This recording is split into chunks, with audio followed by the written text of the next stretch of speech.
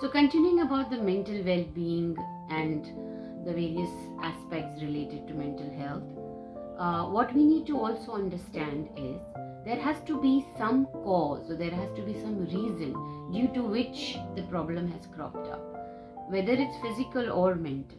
In any case, bacterial infections, viral infections, or any diseases, there has to be some bacteria or some virus that has caused and that because of which the symptoms are coming up. Likewise, in mental health issues, mental well-being issues, psychological issues, there has to be a trigger, there has to be a cause that has led to these depressions or insomnia or anxiety or stress. What you need to do is find that cause and deal with it. Of course, it's not easy, aaj pata chala or tomorrow you deal with it, but find out the cause. Talking about different types of triggers, there can be environmental, that is external, internal triggers within you, and some that are bothering you from outside. Environmental, they can be psychosomatic, they can be behavioral, work related.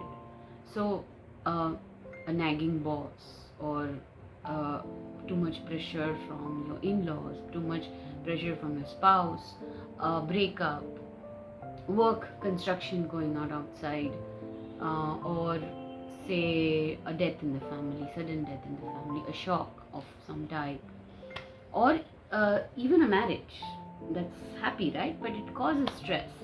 So these, or house shifting of houses, these are all factors that create triggers that give you stress, and if they are not dealt on time, they can cause long-term stress and problems.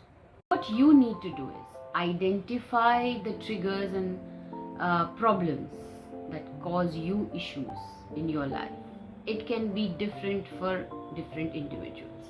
What bothers me may not bother you, or what bothers your brother or your sister or your husband or your wife may not bother you.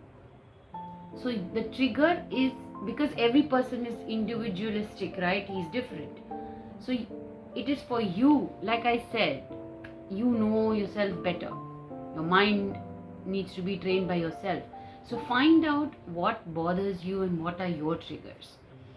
Once you know what actually the root cause is, it's easy to deal with it.